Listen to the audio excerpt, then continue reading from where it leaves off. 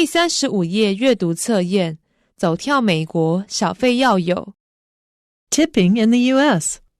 One of the first things travelers to the U.S. note on their return is the odd practice of tipping.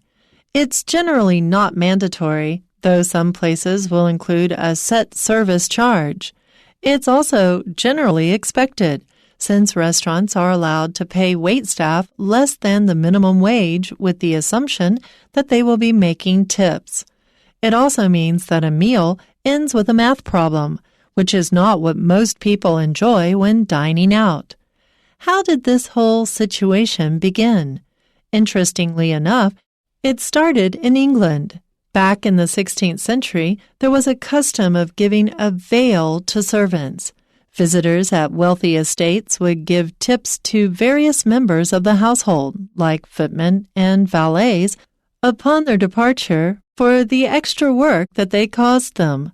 This eventually moved from the homes of the aristocracy to hotels and restaurants.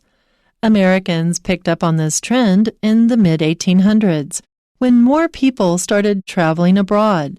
Upon their return, they would tip at restaurants to show they were more cultured than those less well-traveled. Despite some backlash, tipping became the norm in the U.S.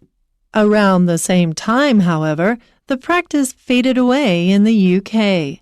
The custom of tipping became even more entrenched in the 1960s, when a law was passed making it legal for restaurants to pay tipped employees a lower minimum wage. This essentially made diners responsible for the wages of waiters and made tipping more or less mandatory.